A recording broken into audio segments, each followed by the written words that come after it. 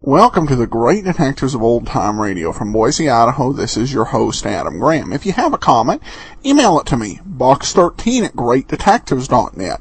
Be sure every month to cast your vote for the show on Podcast Alley, podcastalley.greatdetectives.net, and join our more than 800 friends over on Facebook, facebook.com/Radio Detectives. Well, before we begin today's episode of yours truly, Johnny Dollar, I want to encourage you, particularly if you don't have an action-packed expense account, remember when you travel to check JohnnyDollarAir.com first. JohnnyDollarAir.com is powered by Priceline, so you can name your own price on hotels, rental cars, airline tickets, and even more, or choose from published fares. Plus, part of any purchase price will go to help support the Great Detectives of Old Time Radio. So remember, JohnnyDollarAir.com for all your travel needs.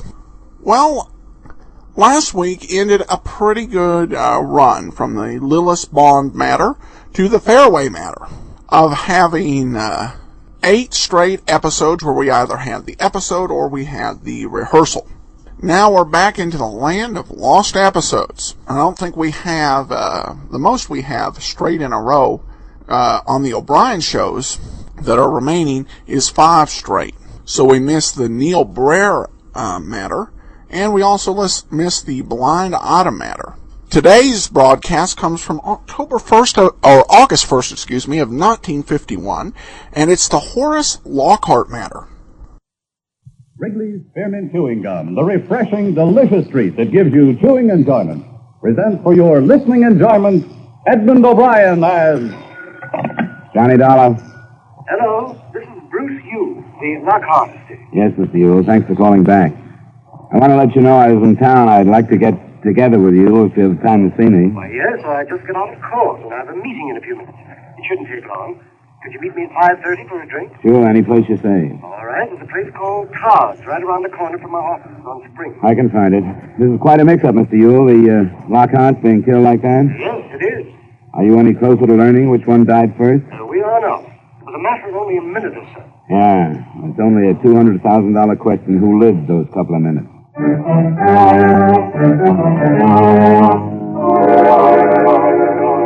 the makers of Wrigley's Spearmint Chewing Gum bring you Edmund O'Brien in a transcribed adventure of the man with the action-packed expense account, America's fabulous freelance insurance investigator. Yours truly, Johnny Dollar.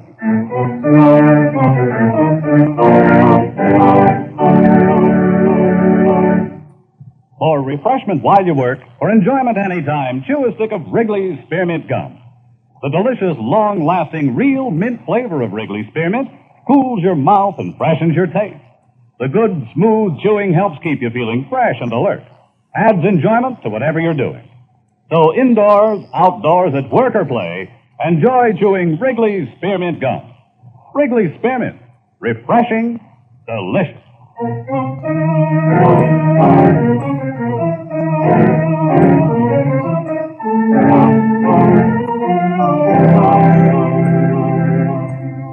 Expense account submitted by Special Investigator Johnny Dollar to Home Office, Washingtonian Life Insurance Company, Hartford, Connecticut. The following is an accounting of expenditures during my investigation of the Horace Lockheart matter.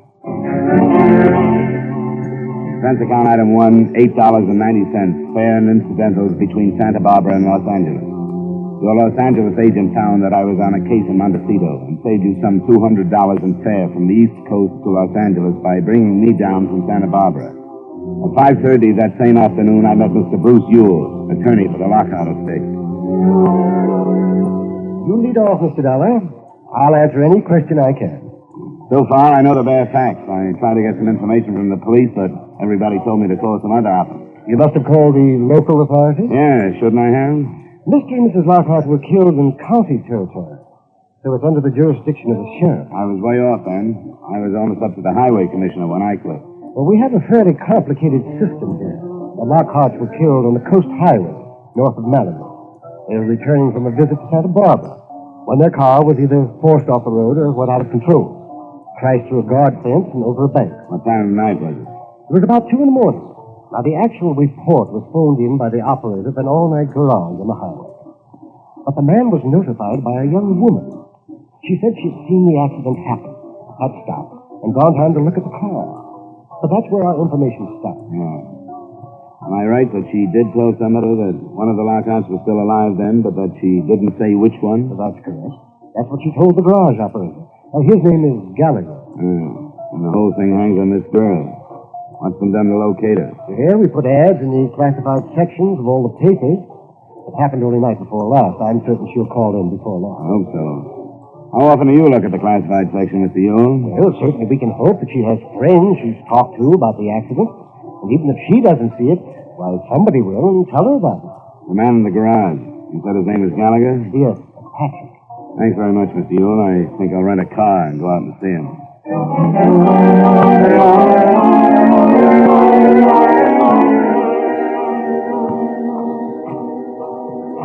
Good evening. Hi. You Mr. Gallagher? Yeah, that's right. My name is Dollar. I'm an investigator for an insurance company. I'd like to talk to you about that accident the other night. That Lincoln with the man and his wife? Yeah, the Lockhart. Oh, that was a mess. We should get him on this highway. Crazy fool drivers.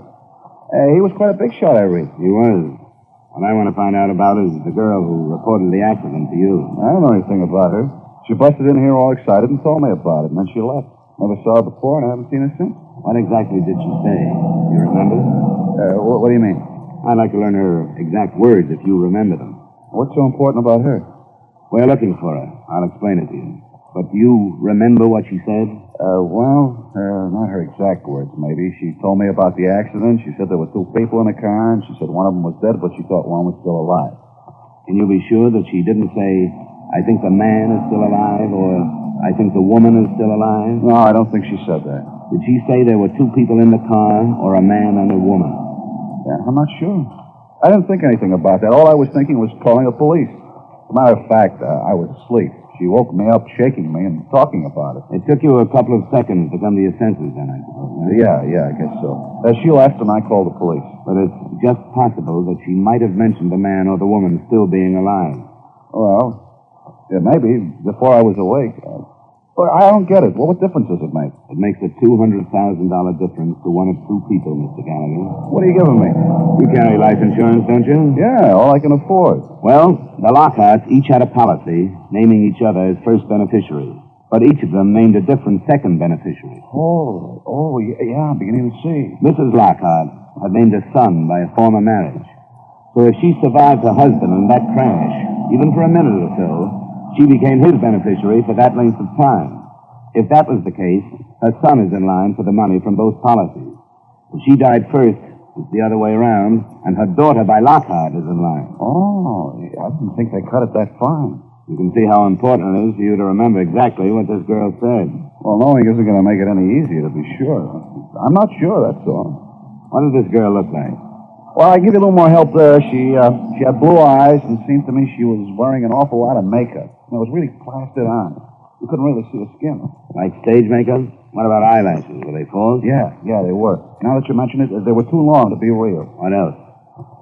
She had a scarf over her hair, but I'm pretty sure it was blonde. That's about all. She was wearing a coat. Oh, and I noticed when she left, she was bare-legged and wearing white shoes with high heels. Her legs were tan, so maybe she lives on the beach around here someplace. Could that have been makeup on her legs, too? I don't know. Maybe it was. What about her car? What kind was it? What color? I didn't see it. Didn't see it? No, she parked there by the side of the building where you did. When I was on the phone, she pulled out and headed toward L.A. It sounded like about a Chevy or a Plymouth, something about that size. Yeah. Well, thanks, Mr. Gallagher. If you think of anything more, I wish you'd call me. I'm at the Homeby Hotel on Wilshire. I'll leave my card. I drove up to the scene of the crash about 2 miles farther north. The Lockharts couldn't have picked a better spot. There was an almost sheer drop of more than 20 feet with some big rocks just above the beach. The rocks still showed the marks of the impact. At the sheriff's station on the way back into Los Angeles, I saw their photographs and heard their theory. The car hadn't been forced off the road. The tire marks it left made it appear that either the driver had fallen asleep or that the crash had not been accidental. The next morning, I was summoned by Bruce Ewell to the Lockheart address. I found it at the end of one of the elite roads in L.A.'s prize subdivision, Bel Air. It was guarded by an iron gate, and the mansion itself was evidently a replica of something Italian. I was told to wait for Mr. Ewell in a domed entry hall. Thanks for coming out, Mr. Dollar. I wouldn't have missed it for the world. Yes, it's quite a place, isn't it? I wanted the children to meet you. You know about them? Only that they're half-sister and brother. Yes. Michael Adams stayed with his own father. Never has lived here. He arrived from Seattle last night. And this is the first time he's met his stepsister. That's Gail Lockheart. Yes. She's 23 and he's 27. Well, I wanted them to know we're doing everything we can to find this perverse witness who's become so important. Why doesn't she reveal herself? I wish I knew. Well, this is Mr. Dollar, the insurance investigator who's come out to help us. Miss Gail Lockheart. How do you do? Miss Lockheart? And Mr. Michael Adams. Oh, hey, Mr. Dollar. Nice to meet you, Mr. Adams. You both have my sympathy. Oh, I think Miss Lockhart deserves it more than I do. I'm no more than a stranger. I don't even remember my mother. She and my father divorced before I was 2. Oh, stop it. Sorry. Mr. Yule, I don't have to stay, do I? Yeah, I go to my room. Why, yes, Gail, if you want to. I do. I can't talk about it anymore. Sorry, but I feel like I should explain my place in this. I know I don't belong. It's all right, Mr. Adams. Gail is terribly upset. She was in Santa Barbara with her parents that night. She was supposed to drive back with them. They'd been drinking heavily, and she begged them to stay over. And when her father refused to do that, she refused to ride with them. I didn't know she was with them. Well, you know how these situations are. She's full of self-incrimination. Can't help feeling she should have done more, like take the keys to the car, or even call the police, or something. Well, what are we going to do about this witness, Mr. Dollar? Maybe you can help us, Mr. Adams. Do you ever read the personal column in the classified advertising section of your paper? Personal column? Hardly ever. Have you any idea when the last time was? Oh, months back, anyway. I think we have to do better than that personal column, Mr. Ewell. Spot a few small ads through the other pages. Have you contacted any but local papers? No, not yet. Just because that garage man told us her car headed for L.A. is no proof that she's here.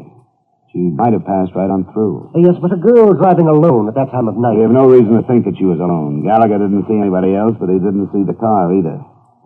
There are people who just don't like to get involved in things like this, you know.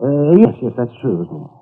What would you say to posting a small reward? I think that would be a good idea. Not a reward for the information we want, because we'd get too many cranks who would say anything for money. Say, that's right, isn't it? I think we should offer the reward for any information that will lead us to the witness, and print the description Gallagher gave us. That's a good idea. Sure is. But I'll go call my secretary and get it into as many evening editions in the counties as possible. And San Bernardino and Riverside counties as well. Excuse me. Golly.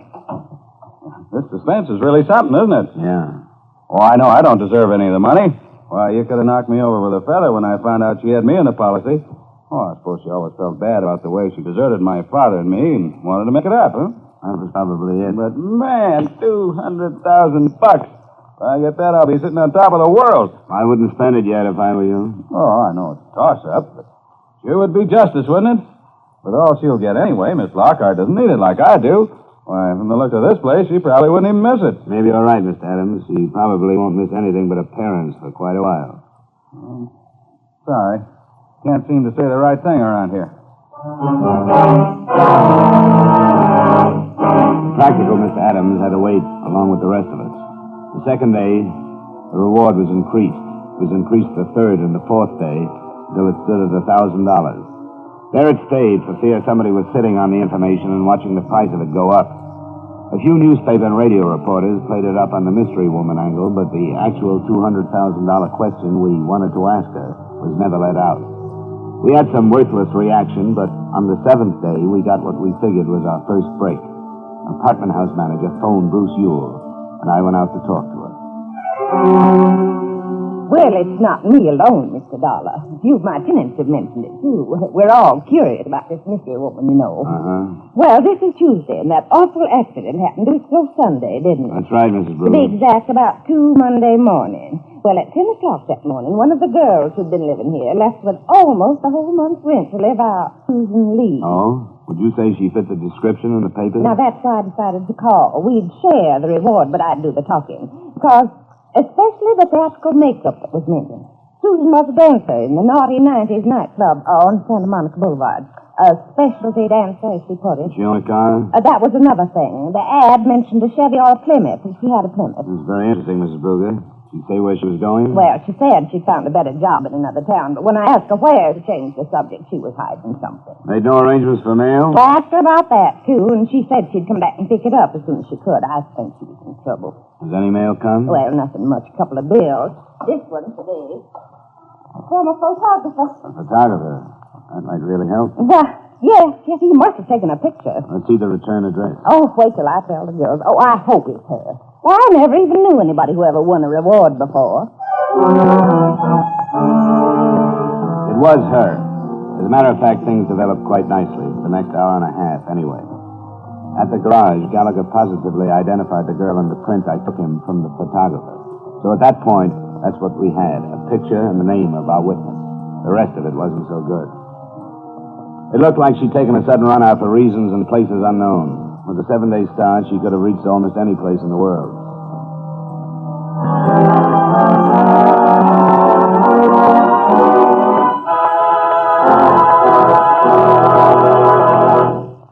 For refreshment while you work, for enjoyment anytime, chew a stick of Wrigley's Spearmint Gum.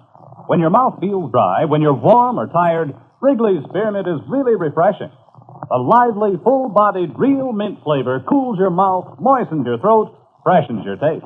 And the chewing itself gives you a little lift. Helps you feel your best and do your best. So for chewing enjoyment plus pleasant refreshment, chew delicious Wrigley's Spearmint Gum. And now with our star, Edmund O'Brien, we bring you the second act of yours truly, Johnny Dollar.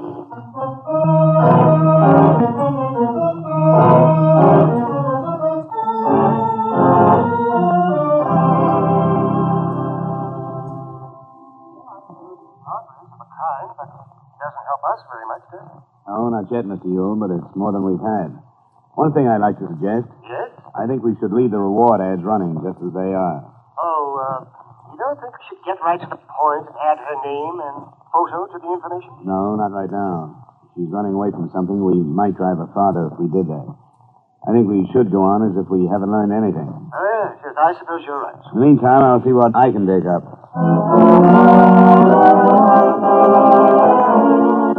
Santa Monica Boulevard Club, where Susan Lee had worked, was open, but almost empty at 3 that afternoon when I went in. Just the bar was in operation, but a series of larger-than-life-size posters on the wall promised entertainment nightly by outstanding personalities of the dance. I found the manager in his office. What was the name again? Dollar, the bartender, told me where I might find you, Mr. Cobley. I'd like to talk to you about a girl named Susan Lee. Well, what about it? Come on in, come on. I can spare a few minutes. Thanks. You a cop of some kind? Private one. Why? You expecting some? No, not especially. Except the way Susan dropped out of sight all of a sudden and the way you come in asking about her. What's up, anyway? I was hoping you could tell me. I'm working for an insurance company. All I want with this Lee girl is a statement about an automobile accident she witnessed. Oh, hey. This what's been running in all the papers? Yeah, we've been trying to find her for a week. And it's Susan? That's right. Hell, what a dope that makes me. And a lot of other people around here. Are you sure? A guy identified her picture. Why didn't I think of that? You know why? Because the papers gave the idea that this dame was coming to Los Angeles from some town up the coast. That's all we know, that she was driving south. How could Susan be driving any place up there at 2 in the morning? Our last show here was at 1:45. I'm more interested in knowing where she is now. I take it you don't know. No. Her contract had another week to run, but she called me one morning a week or so ago and said she was sick and could she quit. Was that a Monday morning? Well, I can find... Yeah, sure it was. She called me at home. We're closed on Mondays. Hey, I think I got something for you. What? Well, one of the other girls picked up a pay for her. She wanted to quit, she told me, and I don't make any trouble with the girls who want to leave. And then she wanted Lamine to pick up her check. Well, I said that'd be okay if she sent a note authorizing it, and she did. It's, what did you say? Lamine? Yeah, that's her stage name. You know, these girls get those monikers legalized when they're too young to know any better, and then they're stuck with them. Lamine Dunn. You can tell before you see her that she's brunette and specializes in tassel. Would you mind giving me her address? No, I've got it right over here. Susan must have some hot dough to be worth $1,000 reward. I wish I could tell you, but I can't. It's worth plenty. No, I wasn't pushing for information. Yeah, here it is. The Wesley on Wilcox. Good. Thanks very much. Oh, sure. I don't care what you don't tell me. But anybody could use a hunk of that reward these days. I'll remember what you've done, Mr. Cobley. We'll see what we can work out. Thanks again. Sure.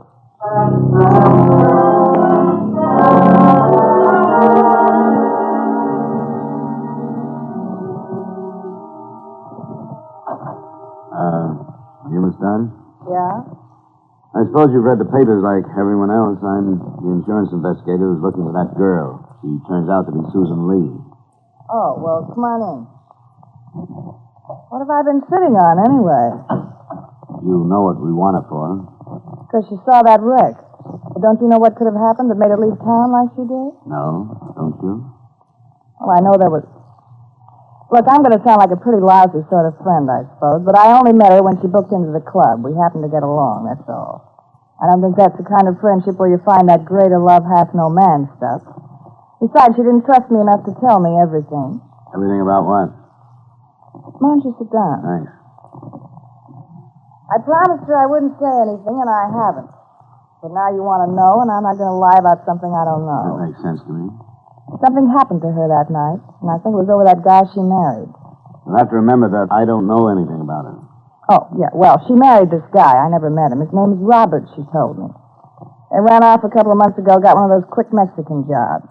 You don't know where this Roberts came from or lived. All I know is it must have been a dandy marriage. She still lived in her apartment, and maybe once or twice a week she'd leave after the last show and run up the coast and meet him. He said he traveled a lot. And I believed it, but not the way she meant it. She sounds a little naive for her profession. No, she isn't. Wasn't. I guess everybody really takes a fall sooner or later. But she came here that night, morning, I guess it was 3:30. Still had her stage makeup on. She said something happened. She had to get out of town. That's all she'd say. She mentioned seeing the accident? No, just kept on saying something happened. Something awful happened. She had to leave town. Could she have caused that accident? The police say no other car was involved. Oh, then it must have been that husband. You know his full name? Yeah, it was Phil. I heard her say that. Philip Roberts. Probably a common name, but we'll get on it. You talked to her the next day, you know, about her paycheck? Yeah, she phoned me. She told Mr. Cobley she was sick because she didn't want him to ask questions about why she was leaving. So I went down and got her check. I met her in a drive-in joint on Santa Monica, and the same thing, and making me promise not to tell anybody. Have any idea where she might have gone? Yeah, I have. Where? Once a week, every Sunday, Susan used to get flowers. She used to say they were from some masher in San Diego. She'd tear up the card and let the flowers dry up on her dressing table. Bouquet came that Sunday night, and she didn't even unwrap it. It was one of those what's the future nights for me. I was figuring how many years I had left in the racket, wondering what had made me go wrong with the way I spent all the time I'd been in it. Well, I was real gone. When Susan left, I took her flowers and brought them home, and I read the card. It said, as usual, if you ever need me. That's where she's gone. Do you know, or are you guessing? Both, I guess. I met one like that when I was Susan's age. That's where I should have gone. Maybe she did. I still got the card with the name of the florist on it.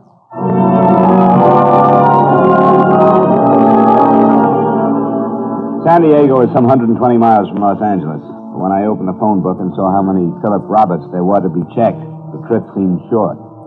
I didn't get there in time that night, but the next morning I located the florist. He had no trouble remembering the man who so faithfully sent flowers on Sunday. At noon that day, I found Robert's house, and I recognized the girl who opened the door to me. Yes? Susan Lee? No, she isn't here. Wait a minute. No, leave me alone. Go away. Get your foot out. I didn't know. I didn't have anything to do with it. I didn't know. Let me in, Miss Lee. You don't have to be afraid.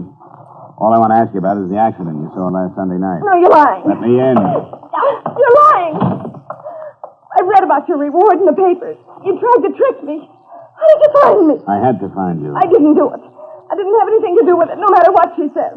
You're saying things you don't have to say, Miss Lee. No, I'm not, because everything else you've heard is a lie. What lies have I heard? Who lied to me? I don't know. Don't you think I've spent all night long, every night, hearing what she said to you? But I believed him. I believed everything he told me. Philip Roberts? That's not his name. I know it isn't now, but I married him. You think I would have married him if I'd known that he was already married? I guess you'd better tell me that, Miss Lee. I thought I was married to him. We went to Ensenada. Some man married us down there. It was in May. I thought he was my husband all the time. I was going to quit dancing and we were going to go away. And Sunday night, I heard them. You were north of Malibu Sunday night? Yes, he rented the cabin for us. When I got there Sunday night, there was another car. I left my car and walked to the cabin, and then I heard them. She called herself his wife, and she used a different name. She called him Carl. I don't know why I listened. I wanted to run. But I stayed and listened to him argue. I found out that I wasn't married to him at all because she was his wife. You don't have to tell me that. Yes, I do. You have to know the truth. I heard her say she'd kill him. And then I left and started to walk toward the highway. And I'd gotten almost to it when I heard the shot. I wasn't near the cabin. I was almost to my car. Miss Lee. When I heard them, I thought I was running away because she'd shot him over me. Where is this cabin? It's about 3. You know where it is. You've been there. You found him. As far as I know, no one has been there. I haven't heard anything about a shooting north of Malibu. You're lying. No, I'm not. We'll have to phone the police to check the story. You're lying. You're still trying to trick me, but you can't. Stop it. You're lying because you believed her. Go with it. Let go. I didn't do it. I was running away.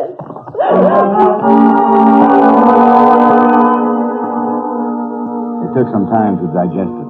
I called the police and saw Susan Lee on her way back to Los Angeles with them, and then called Bruce Ewell. By the time I had driven back, he'd spent a half hour with the girl and had gotten the report of the police who visited the cabin. I was called to the Lockheart home for the second and last time, and together with the 2 prospective beneficiaries, I heard what the lawyer had to say. It's a pathetic story. This man entered a bigamous marriage contract with Susan Lee. His first wife followed him to the cabin. She didn't know about the marriage, but she suspected something. At the height of the argument, she shot him and then turned the gun upon herself. Miss Lee was afraid to surrender as our witness. They're both dead? Well, I'll be... Yes, but actually that's none of our concern now. This tortured girl did witness the accident. And in spite of her own problems, stopped to give what aid she could, which of course was none. Did you get a statement from her, Mr. Ewell? Yes, I'm afraid I did.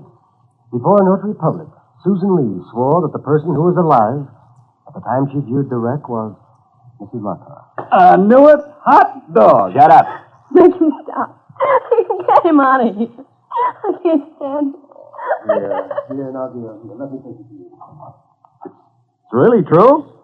Yeah, I guess it is, if Ewell says so. Man, $200,000. And for what? For being born to the right mother. That's what I call profit on a small investment. Yeah, I guess that's right. $200,000. Why, I bet I can invest that and live like a gentleman the way I've always wanted to. I wonder how much this house costs. Nothing like this in Seattle, but I might show them a thing or two.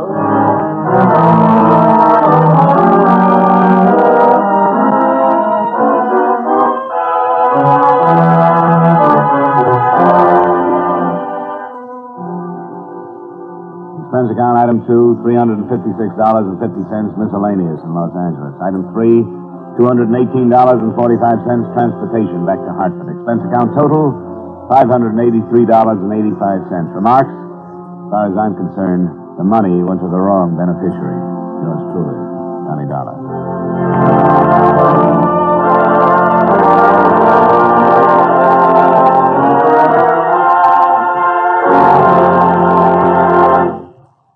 Remember, friends, for refreshment while you work, for enjoyment any time, chew a stick of Wrigley's Spearmint Gum. There's lots of lively, real mint flavor in it to cool your mouth, freshen your taste, and sweeten your breath. And chewing Wrigley's Spearmint helps keep you fresh and alert. You feel better, work better, get more fun out of doing things. So indoors, outdoors, at work or play, always keep delicious Wrigley's Spearmint Chewing Gum handy. For refreshment while you work, For enjoyment anytime, chew a stick of Wrigley's Spearmint Gum.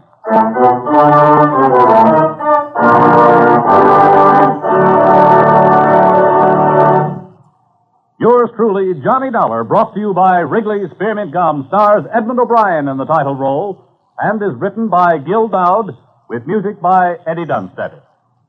Edmund O'Brien can soon be seen starring in the Paramount Pictures production Warpath. Featured in tonight's cast were Howard McNear, Hy Averback, Barbara Whiting, David Young, Virginia Gregg, Eddie Marr, and Mary Jane Cross. Yours truly, Johnny Dollar, is transcribed in Hollywood by Jaime Del Valle.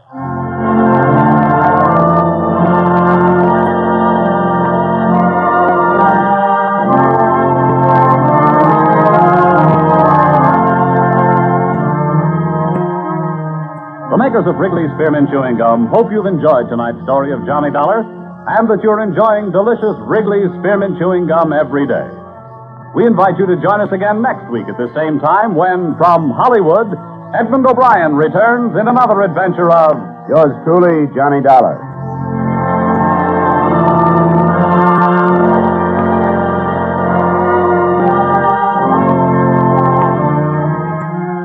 Bob Stevenson speaking.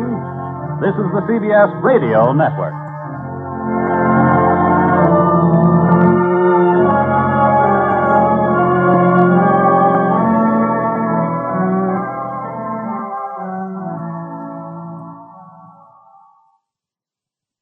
Welcome back. This was definitely a very unusual dollar, just because of the focus, trying to find an elusive witness. I would love to know how they're going to divvy up that reward money, because there are several women in that apartment building. The landlady represented. Probably everyone will get like $100 or something like that. Of course, the downbeat ending that's very traditional with the O'Brien episodes features the undeserving son getting the life insurance policy. And his portrayal's definitely very low class. Though I think you might speculate that on some level this is about the bad relationship overall with his mother. Though I can understand Johnny's feeling. He should take comfort in the fact that sudden wealth rarely ends up doing anybody any good. Alright, well now we turn to listener comments and feedback. Really enjoy the shows. Adam's delivery has really improved lately from Podcast Alley. Love the podcast. Listen on my phone nightly when I can't sleep. Thank you so much for this podcast, for they help me to make it through the night. And it's my favorite podcast. Great material, great host. Glad we can help, and thanks so much for the votes. And another comment, this one from, looks like another person, because the person who mentioned this on Podcast Alley name was Joe. Love these podcasts, for I listen on my phone during the night when I can't sleep. Thank you so much for making them available. Well, thanks. It was not something I thought it might be used for when producing the podcast, but it definitely makes sense. So thanks so much for listening, Gail, and thanks so much for all your comments and feedback. We will be back on Monday with Barry Craig, Confidential Investigator. And then join us next Friday for another episode of Yours Truly, Johnny Dollar. In the meanwhile, send your comments to box13@greatdetectives.net. Follow us over on Twitter at Radio Detectives. And give us a call, 208-991-4783. But from Boise, Idaho, this is your host, Adam Graham, signing off.